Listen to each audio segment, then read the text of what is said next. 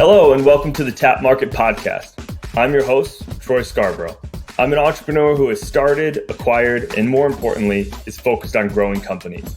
In this podcast, you'll hear from entrepreneurs about how they got their start, what their company is about, what has worked for them to get to this point, and how they plan to build their brands.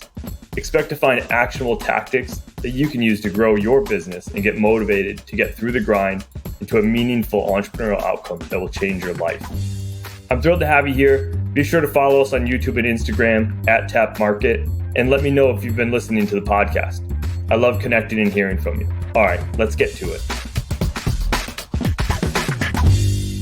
Hey guys, it's Troy with Tap Market. Today we've got Carey Rouse on of Rouse Fit. Carey, thanks for coming on. Tell everybody about your business, about Rouse Fit, and how you got your start. Hey, Troy. Thanks for bringing me on. It's a pleasure to be here. So a little bit about Rouse Fit, a little bit about me. I actually have 25 years experience doing project management for technology projects. And it was one of those things you get trapped into it. You get a promotion, you get a new job, and you just get sucked into it over and over again, even though there's really no meaning behind it for you. So I've always been into fitness. I've been personal training people on the side for the past 20 years.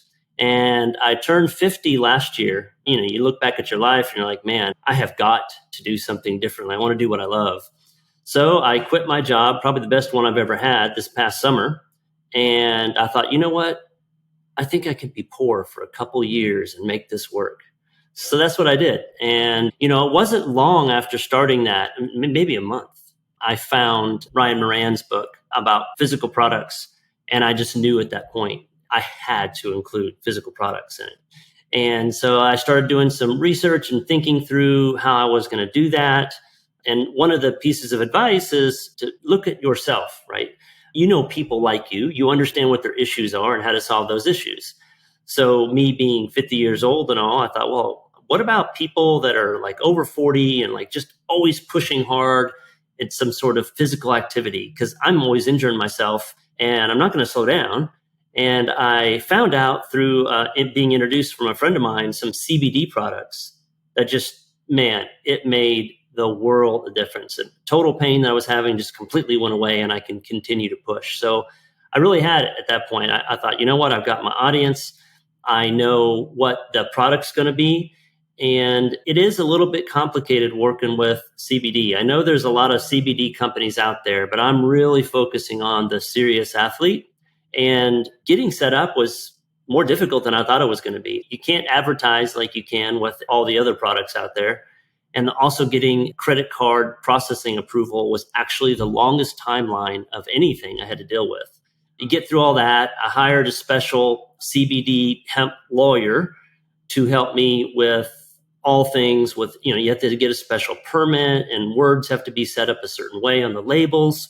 So getting all that stuff done and relaunching the website here in January of 2023 so that it's clear that I'm focusing on the product side of things. So since I've introduced the products, I am probably 99% focused on the CBD line and only 1% on the personal training. I still have a couple of clients, but I'm not really advertising that.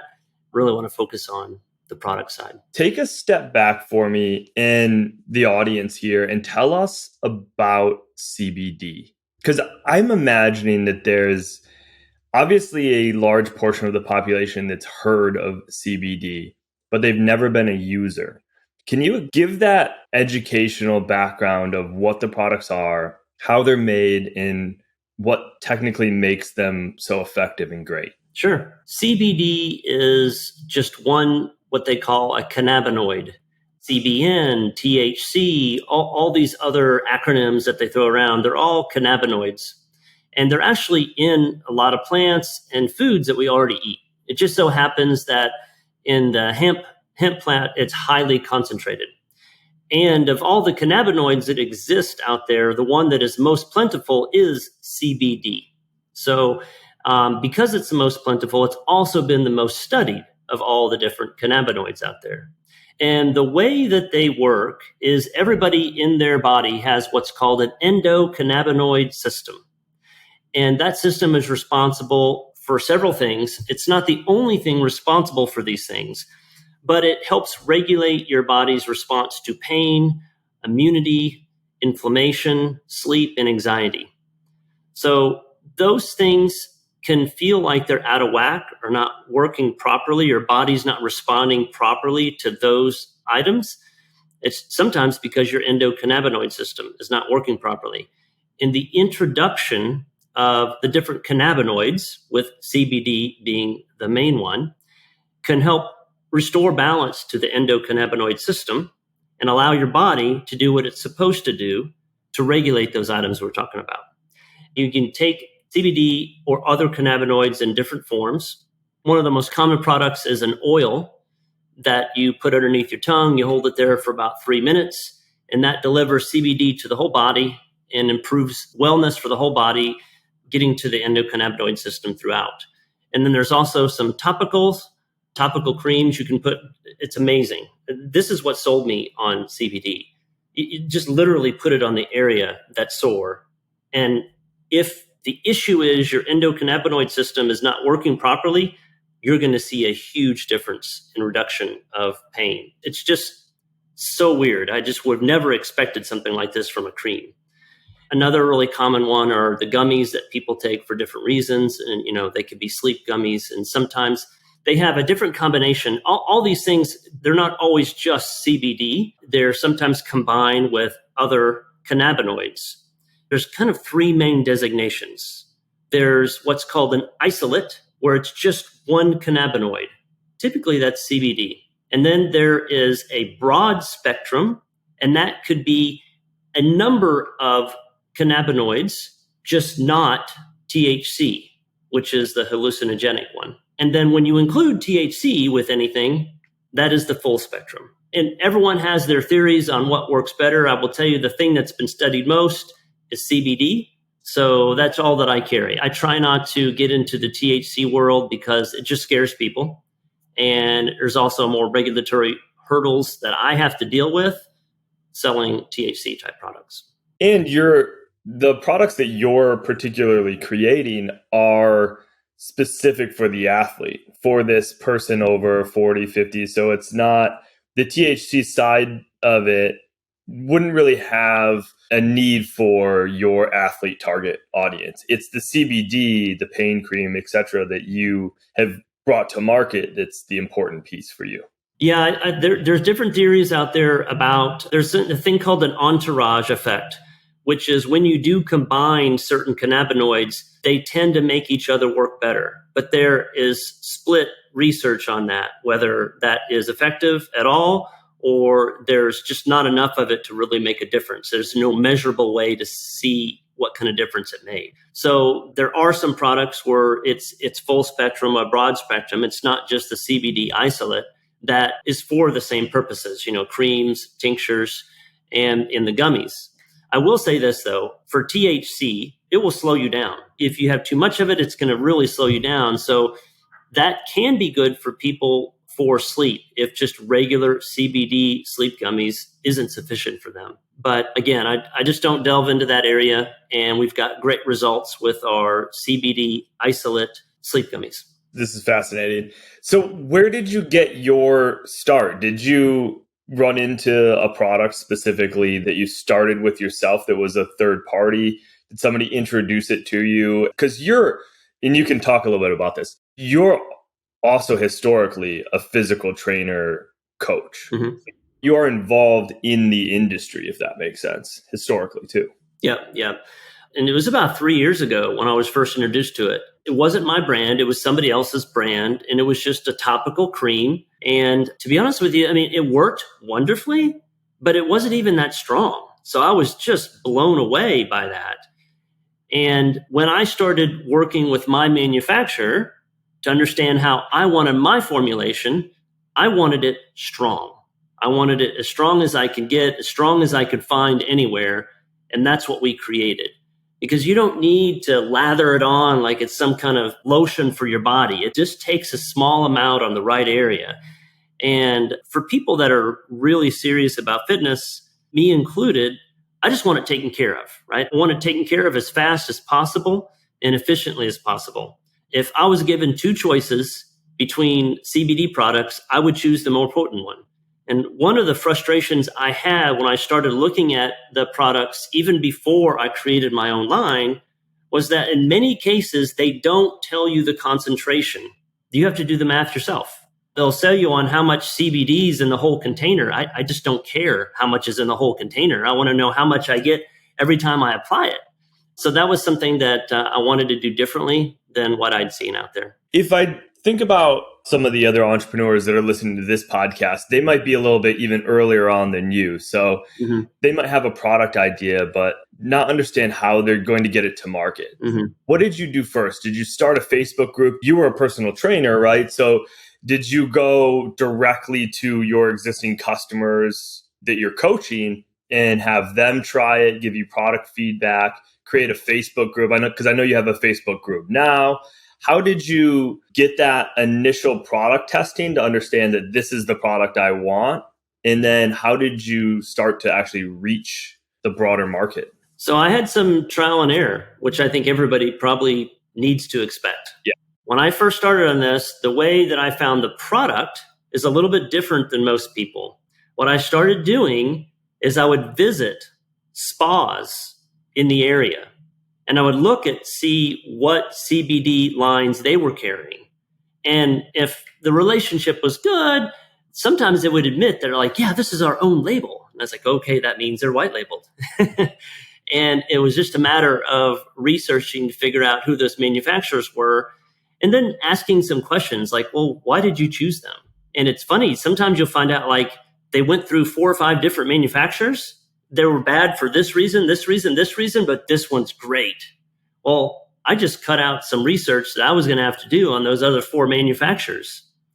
And I found one that somebody else has already vetted. So it cut down the amount of time I spent trying to pick out the right manufacturer. And also, if somebody had really good communication, that's something I was really interested in, I would know that right away when I talked to them about their product. So that's kind of how I got to the manufacturer a little bit faster.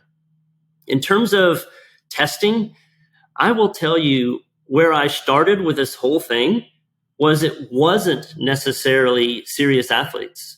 It was people who woke up with pain from sleeping, which is an issue I was having.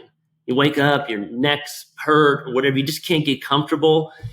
And so I started running these really, really basic Facebook ads, just a blue screen with white letters. Do you have trouble sleeping? And do these things describe you? And they would click on it. And I did that to try to build up likes for my Facebook page. And then once they got to the Facebook page, you could invite them to your Facebook group once they got on your page. The people who were responding like crazy to that were 65-year-old women. More than anybody else, that's who I was getting. And I could have chosen that as my who, but I'm not a 65-year-old woman. And I just don't know if I have the energy to continue to serve an audience that I don't know very well. And so I had some discussions with some of the mentors in the group and everything and talking about my different options. And, I kind of got 2 groups of people that were responding, but one was really obvious. And I decided not to go with the 65-year-old women who are having difficulty sleeping. I was going to go with more of the athlete side. Then I had to really think about, is it really pain from sleeping that was bothering them, or is it from injuries from working out?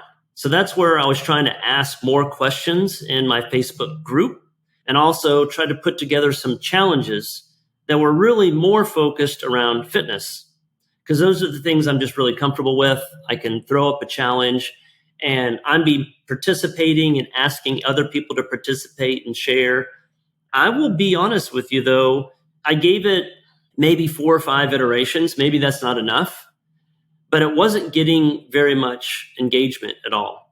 So I decided from that point that I was going to kind of tone down the Facebook challenges because I really wasn't getting more than maybe 1 person to participate.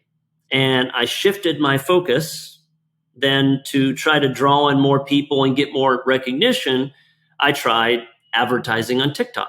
And I only did that for about a month.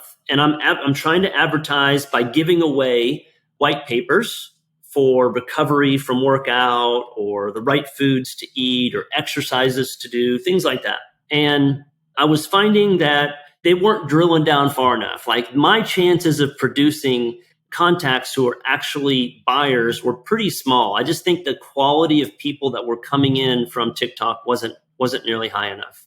And I'm kind of scared with the future of TikTok. I'm not sure what's going to happen. And I felt like I was putting too many eggs in that basket. So I shut that off. So I'm doing something different now. And I feel like this is actually working. And I am reaching out to influencers on all the different platforms that seem to have an audience that resonates well with serious athletes and just offering to help them. And I'm still new at this. I know that I need to be reaching out to them with give first, give first, give first. If they decide to reciprocate, great, but don't expect it, don't ask for it.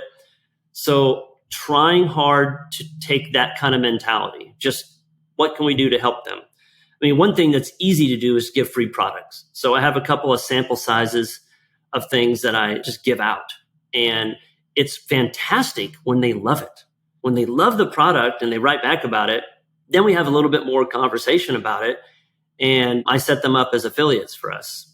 So I'm really doubling down on that effort to focus on growing our reach through influencers as opposed to paid advertising. This is interesting. You started off almost with cold targeting, even though there's some aspects to what you were doing that are warm audience targeting. If I'm breaking this down sort of for the tapped market audience listening, the notes that I'm taking away here is, we're running Facebook ads to a Facebook group. That technically can work if you're serving people in that Facebook group. But it is going to be a slow process to build that community. You have to build it to a certain size. You get to get them to take action. A lot of times that can be used more broadly. So if you have a community that you want to serve just on a specific topic area, like Evan has Scorch Marker as an example, and his community that he's built, his Facebook group that he's built, is all about like the DIY space, like the DIY crafts person. And you can find from that community then a lot of times the product that you want to bring to market by asking them. And then you sort of pivot to the TikTok side. TikTok was trying to grab cold traffic and converting them through the lead magnets. That could or should work, but I agree with you. I think that takes a little bit more time because TikTok doesn't know who you're serving. So it's trying to figure that out, right? It's trying to figure that out. And the only thing that it knows is a conversion. So you have to buy enough conversions and let them know that TikTok, you're doing something right for it to sort of reiterate that conversion. Now you're going to influencers. I think this is a really good path for you. Because I think you have some marketing limitations with regards to CBD. So you're going to be able to leverage these warm audiences of people. And the fact that when you give somebody a sample, it weeds out the influencer because someone will come back and be like, this worked for me. I identify with this product now. It's going to be very easy for you to go from that ultimate give of, hey, just try the free product out. Tell me what you think to, hey, like, how can we work together? Do you want to post something about it? Do you want to become an affiliate? Get an affiliate link and talk about it. Do you want to guest blog on my blog? And we'll send you followers as well. There's definitely a market there. Jason Grubb, you might know, he's a guy that is in his 40s. He's won CrossFit games. Might be somebody to reach out to. I don't know if he is into this space already, but when I think about your target market, I'm like, man, Jason's that guy, right? Like he's the ultimate athlete. If he resonates with it or someone like him resonates with it, they're going to be great sort of spokespeople for your brand. And you don't need that many. I think everybody has this misconception that it's a lot of work to get a lot of influencers.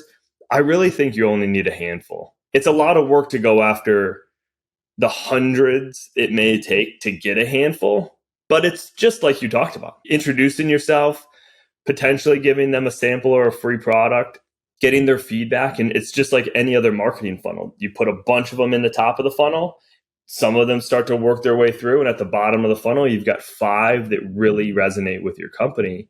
And then take them as far as you can. And they'll create a sort of baseline for your business that'll let you reinvest back in to either get more influencers or do more of that cold marketing, because you've got more customers converting now. You have more intel to provide back to the algorithms. I will say this, even if people aren't running cold marketing, you should put the pixels on your pages. Like the Facebook pixels, TikToks, Google Analytics, all these things need to be on your pages and sending data back and forth. Because if you ever do want to turn it on, they have to be there. You can't just go cold turkey onto them. Yeah, I can't tell you off the top of my head right now. I mean, I've had those things built into the website. I just don't know if they're still there. I think they are. I did have a couple of lessons learned, even most recently, about the audience. So I mentioned I was going to aim for people over 40 who are athletes. And I want to put a plug in right now for the Capitalism Incubator. I just joined that soon after getting my website live, and it was coming up to pitch week. And I just jumped in. I was like, well, I'm just going to try it. I'm just going to try to put a pitch together. So I did put a lot of time in, made a pitch. And then I was really questioning whether I had the proof that I had the right audience. And so I started doing interviews, like real interviews, like 45-minute interviews with people to understand that we're my target audience. And I started to discover something. It wasn't that athletes over 40 were the great fit. What I discovered was it was very, very serious athletes, and it didn't matter what age they were. And so I have changed my marketing and my copy to be closer to that in terms of who I'm trying to reach out to right now. So lesson 1 is the incubator, and having you go through those exercises are going to be valuable, whether you're actually pitching to somebody or not. And 2, you kind of learn that you've got to, like they say, go back to the basics. You got to really understand your who before you dive too far in. Yeah, you have to do the hard, boring stuff, right? You can't just cut to the cold marketing and get all the results and expect that to work. I'm glad you went and talked to the audience. There's actually, I think it's Jason of Element 26 who was on here, talks about this a lot. He targets an audience, a CrossFitter, and he uses the marketing imagery and even verbiage on his website, on Amazon, on the products, but it ends up resonating with a much broader audience, like just the average everyday workout guy, because they kind of look at it and go, you know what, this is good enough for a CrossFitter. I'm not a CrossFitter. It's going to be good enough for me, and it's priced appropriately for me to still use it. So I could see how if you're like, hey, this CBD cream works really well for CrossFitter or serious athletes, shoulder pain, let's say. If a 65-year-old woman sees that and they do not identify as a CrossFitter, they might be like, that's the type of cream I need. I need cream that's working for guys that snatch 300 pounds and I'm just sleeping weird on my shoulder. And you'll get the byproduct of all of those other sales by targeting that audience still. Yeah. I agree with that. And I've heard the same thing from Jason. So it totally makes sense to me. There's actually a book too. I think it's called The Mom Test. I've read it. It's awesome. On interviewing, right? Yes. Yeah, it's worth reading for people, because one of the problems that a lot of people have is that they interview customers or prospective customers or anybody, and it's all biased. They're sort of preemptively leading people down a path to get the answer that they want to get. And the Mom Test talks about ways to eliminate that bias. Because I think it's called the Mom Test because it's like when you talk to your mom and she's just going to tell you that she loves you and that she's happy for you no matter what. You have to eliminate that when you talk to people. It's worth a listen. It's actually, I did it on Audible. I'm sure you can order it off Amazon too, but it's worth it because if you're really trying to make your business better, you can't have that bias in there. You really have to get raw data back that you can make improvements from. Yeah, I think one of the key concepts from that book is ask them questions without them knowing that you even have a product. Yeah. So you've got a few products now that are launched in market. Uh-huh. You've got some consistency. You're selling on your website. You're selling on Amazon. That's another thing. You can't sell CBD on Amazon. So it's not possible. So just your website. You using any third-party marketing agencies, any third-party fulfillment, doing all of it yourself? My manufacturer drop ship directly. That's part of why I chose them. I have specifically set up my Shopify site with the shipping application that they use. So they literally get it showing up on their screen when someone orders from my website. So I don't have to do anything with the shipping. It's great. That's the owner's model. Yeah. Times 100. That's huge. So you don't touch products. So you're really focused on marketing, reach, relationships. Yeah. I want to share this because I want people to think about creative ways to form partnerships. I've yet to see how this is going to work out since it's so new for me. But I have partnered with a company called pickleballtournaments.com. They are the premier software creator for pickleball tournaments in the world. They have tournaments running worldwide all the time. I signed up as a vendor to get to offer freebies to participants, and the tournament organizers get to choose which freebies they want. And they reach out to me and say, hey, I've got 300 people in a tournament in Mesa, Arizona, and in about 2 months, we would love to get your CBD relief cream. Great. And I basically work with my new manufacturer. We have some sample sizes we send out with a special card with all of them that has my information and a coupon code. And we get it in the hands of people who literally could use it for that specific event at that very time to get feedback and hopefully get some purchases out of that. So that is kind of a big deal, and I'm hoping to get that out in front of a lot of people. I like that because you can really get to a very specific audience. And if you can get purchases from that and get them talking about it, it's a community, right? If everybody starts to resonate with it, then you could get everyone buying it. Do you do like a subscription model? I can. Yeah. I mean, basically I have an application you can add into your Shopify store that allows you to create a subscription discount for any product you want on whatever frequency you want, whatever discount you want. And so I've set that up as a possibility for anybody that wants to do it on any of the products that I have. Subscription's big. I think it's worth pushing it. It's worth discounting it. It's worth figuring out what the lifetime value is of your customers so that you can really hone that in and say, if we get somebody to subscribe, how much further can we take that lifetime value? Therefore, how much can we really discount this to bring them in? We have a subscription box called Lawn Serve, and it's DIY lawn care subscription. The best part about it is that each month when we send them what they need to grow a healthy lawn, it's consumable. So it's gone. So next month during their growing season, they need another product. The same thing happens here, right? It's not like Stock of the Month Club where socks can just pile up in your dresser. It's a cream or a product that they're going to consume, and therefore next month they need more. It's like a coffee subscription, right? Mm-hmm. A company that does it really good, there's a mushroom coffee company called Everyday Dose. I'm a customer myself. And they let you just completely customize it. They send you out a very transparent email days before with a link to manage your subscription, to skip this, to delay it 30, 60, or 90 days, whatever it is. And I've done that. And instead of canceling, I've just managed my subscription, and they're really transparent about it. So I've been recommending everybody that does sort of a subscribe and save model, just be as transparent and easygoing as you can, and the customers will love you for it, and they'll stay longer and you'll get more value from them. Even though I feel like the old days was trying to trick and push everybody as far as you can so that they stacked product as fast as you can. I think that those days are gone. I think the consumer's too smart, and it's too easy for them to cancel, and it's too easy for them to go to their credit card companies and give you a chargeback and all those other negative things that are just really going to hurt your business.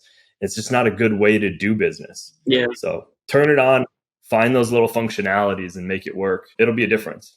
Yeah, I'll double check the app that I have. I do believe there's a setting in there that allows them to pause it anytime they want.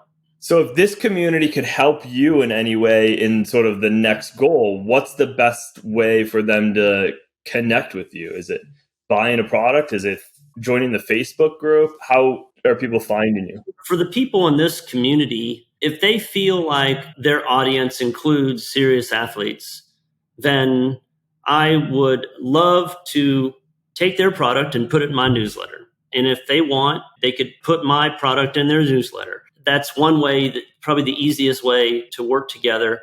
If there's other ideas, I'm open for it. In terms of like connecting, I don't require somebody to buy from me first. They can just reach out to me at my email, Carey@rousefit.com. There's tons of ways to reach me as well.